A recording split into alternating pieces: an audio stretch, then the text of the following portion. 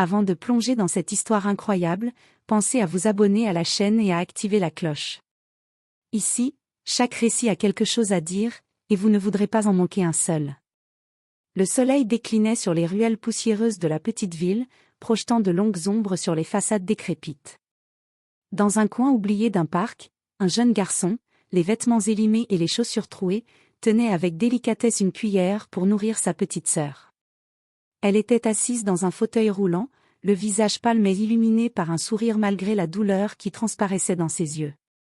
Un millionnaire, James Whitman, descendait de sa limousine noire, pressé et habitué à l'opulence.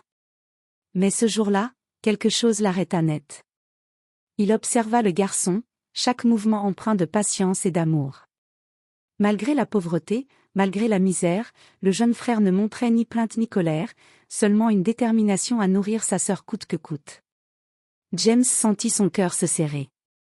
Ce qu'il voyait n'était pas seulement de la souffrance, c'était de la résilience, de l'abnégation et un amour pur qu'aucun compte en banque ne pourrait acheter. Il descendit de sa voiture, sans savoir pourquoi, et s'avança vers eux. Mais avant qu'il ne puisse parler, le garçon leva les yeux, fatigué mais courageux, et murmura. « Ne vous inquiétez pas pour nous, nous avons ce que nous avons. » À ce moment précis, quelque chose changea en James. La richesse, le pouvoir, les affaires, tout cela sembla soudain dérisoire. Il réalisa que la vraie grandeur résidait dans le courage silencieux et le cœur généreux, même face à la misère. Et il sut qu'il devait faire quelque chose, même si ce « quelque chose » allait bouleverser sa vie à jamais. James Whitman resta immobile quelques secondes, le cœur battant, observant le garçon et sa sœur. Il sentit qu'il ne pouvait pas simplement repartir. D'un pas hésitant, il s'approcha. « Bonjour, je m'appelle James », dit-il d'une voix hésitante, tentant de paraître naturel, bien que chaque mot trahisse son émotion. Le garçon leva les yeux, méfiant, mais pas hostile. Ses traits fins étaient marqués par la fatigue, mais ses yeux brillaient d'une intelligence et d'une détermination étonnantes. « Je m'appelle Ethan, et elle est ma sœur, Lily », répondit-il doucement, d'une voix qui trahissait sa maturité malgré ses 13 ans. James s'accroupit pour se mettre à leur hauteur. Il remarqua le fauteuil roulant rudimentaire de Lily, ses mains posées sur le plateau, et les miettes de pain sur ses lèvres. « C'est incroyable, ce que tu fais pour elle », murmura James, sincère. « Tu prends soin d'elle tout seul ?» Ethan hocha la tête. « Oui. Maman est morte, et papa nous a laissés. Je fais ce que je peux pour elle. » Un silence tomba. James sentit une boule dans sa gorge. Dans sa vie de luxe, il n'avait jamais été confronté à une telle réalité. Ici, dans ce petit parc, il voyait le courage brut et désarmant. Sans réfléchir, James sortit son portefeuille. Mais pas pour de l'argent, pour autre chose. Il fouilla et sortit un petit carnet. « Je veux t'aider. » dit-il.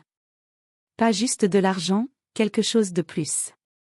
Ethan le regarda, méfiant. Personne n'a jamais aidé, juste dit ça. James sourit, mais ses yeux étaient sérieux. Alors laisse-moi te montrer que certaines personnes font les choses autrement. Pour la première fois depuis longtemps, Ethan sentit un peu d'espoir. Peut-être que sa vie allait enfin changer. Mais il ignorait encore à quel point. Le lendemain matin, James Whitman ne pouvait pas chasser de son esprit l'image d'Ethan nourrissant sa sœur. Il avait quitté son bureau à l'aube et pris le chemin du parc, déterminé à revenir. Ethan était déjà là, assis sur le banc avec Lily dans le fauteuil. Le jeune garçon semblait fatigué, mais il essayait de sourire pour sa sœur. James s'approcha lentement, sans empressement, et s'assit à côté d'eux. « J'ai pensé à ce que je peux faire pour toi et Lily », dit-il calmement. « Et je crois que je peux vous aider à avoir une vraie chance dans la vie. » Ethan plissa les yeux. « Vous voulez quoi en retour ?» demanda-t-il, méfiant. « Les riches font toujours payer un prix. » James secoua la tête. « Non, je veux juste vous donner une chance de changer votre vie. Pas de dette, pas de piège. » Puis, il sortit une enveloppe de sa poche. Ethan hésita avant de la prendre. À l'intérieur, il y avait de l'argent mais aussi un billet pour un centre spécialisé pour enfants handicapés et des contacts pour des cours particuliers et des activités adaptées pour Lily. Vous faites ça pour nous, balbutia Ethan, les yeux embués de larmes. Oui, répondit James. Mais je veux que tu saches une chose. Il regarda Ethan droit dans les yeux. Ce n'est pas juste de l'argent. C'est de l'espoir. Et l'espoir, ça change tout. Lily tendit la main vers James et murmura un faible « merci » avant de sourire timidement. Ce simple geste fit naître une émotion profonde chez le millionnaire. Il réalisa que ce qu'il offrait allait bien au-delà de la richesse matérielle, c'était la possibilité d'une vie meilleure. Dans les jours suivants, James se rendit chaque matin au parc. Il enseigna à Ethan à gérer certaines responsabilités, lui donna accès à l'éducation et à des ressources qu'il n'aurait jamais imaginées. Mais ce que personne ne pouvait prévoir, c'était que cette rencontre allait bouleverser la vie de James lui-même. À travers le courage silencieux d'Ethan et la joie fragile de Lily, James découvrit quelque chose qu'aucune transaction commerciale n'avait jamais pu lui offrir, un sens profond à sa propre vie, et un sentiment d'humanité qu'il croyait perdu. Les semaines passèrent, et la vie d'Ethan et Lily commença à changer. Grâce aux ressources fournies par James, Lily reçut des soins adaptés et put suivre une thérapie qui améliorait progressivement sa mobilité.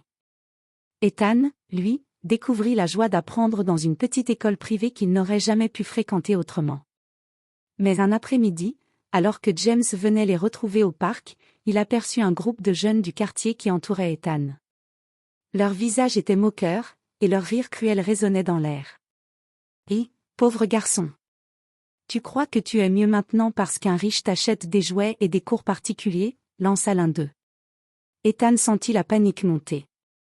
Il avait toujours été courageux, mais il n'avait jamais affronté ce genre d'hostilité directe. Lily, dans son fauteuil, le regardait avec inquiétude. James intervint immédiatement, s'avançant avec assurance. « Laissez-le tranquille. » Sa voix, ferme et autoritaire, fit reculer les jeunes. Mais il savait que ce n'était qu'un répit temporaire. Cette confrontation fit comprendre à James que l'argent et les opportunités ne suffisaient pas à protéger les enfants des blessures du monde réel. Il devait leur enseigner la force intérieure, la résilience, et surtout, comment garder espoir face à l'adversité. Les jours suivants, il passa de longues heures avec Ethan, discutant non seulement de livres et de mathématiques, mais aussi de courage, de persévérance et de dignité. La vraie richesse, lui disait-il, ce n'est pas ce que tu possèdes, mais ce que tu deviens face à la vie. Ethan écoutait attentivement, absorbant chaque mot. Et petit à petit, il sentit sa peur se transformer en détermination. Il comprit que, malgré les moqueries et les obstacles, il pouvait protéger sa sœur et avancer. Mais James, lui, commença à ressentir une transformation inattendue. Le regard de gratitude d'Ethan, le sourire fragile de Lily, tout cela éveillait en lui des émotions qu'il n'avait jamais connues, une tendresse, une responsabilité, et surtout, un désir profond de changer non seulement leur vie, mais la sienne. Et c'est ainsi que, face à l'adversité et aux défis imprévus, naquit une relation indéfectible entre le millionnaire et ses deux enfants, un lien qui allait résister aux tempêtes de la vie et révéler ce que signifie vraiment être humain. Quelques mois plus tard, la vie semblait enfin sourire à Ethan et Lily. Lily pouvait tenir sa cuillère seule pendant ses repas, et Ethan excellait dans ses études. Mais la tranquillité fut de courte durée. Un soir, alors que James venait les chercher pour un dîner important, un accident survint. Lily, dans son fauteuil roulant, bascula légèrement sur un trottoir mal pavé. Ethan se précipita pour la retenir, mais elle heurta le sol. Un cri déchira l'air, et James accourut, le cœur battant à tout rompre. Heureusement, Lily n'avait que quelques égratignures, mais l'incident fut un choc pour tous. James sentit une peur qu'il n'avait jamais ressentie pour lui-même, la vulnérabilité de ses deux enfants qu'il considérait désormais comme sa famille. Cette épreuve renforça encore leur lien. James prit la décision de les accueillir dans sa maison, de manière temporaire, pour s'assurer que rien de mal ne puisse leur arriver. Ethan, d'abord hésitant à accepter l'aide complète, comprit qu'il n'y avait pas de honte à recevoir de l'amour et du soutien. Mais la vraie leçon vint de Lily. Même après l'accident, elle souriait faiblement et murmura « Ça va aller, on a James maintenant ». Ces mots, simples mais puissants, ébranlèrent James jusqu'au fond de son âme. Il réalisa qu'il n'avait jamais vraiment compris ce que signifiait protéger quelqu'un, jusqu'à ce moment. Dans les semaines suivantes, James investit non seulement dans leur sécurité et leur éducation, mais aussi dans des moments de bonheur simples, des promenades dans le parc, des après-midi de lecture, et des jeux improvisés dans le jardin. Il découvrit qu'en aidant ses enfants à surmonter la douleur et la peur, il guérissait également ses propres blessures émotionnelles. Finalement, un soir, alors qu'ils étaient réunis autour d'un feu de cheminée, Ethan posa sa tête sur l'épaule de James et murmura « Merci, pour tout ». James, les yeux brillants, répondit simplement « Non, merci à vous. Vous m'avez montré ce qu'est vraiment la vie. » Et dans ce petit moment, dans cette maison où l'amour et l'espoir avaient remplacé la peur et la solitude, James comprit que sa rencontre avec Ethan et Lily n'avait pas seulement changé leur destin, elle avait complètement transformé le sien.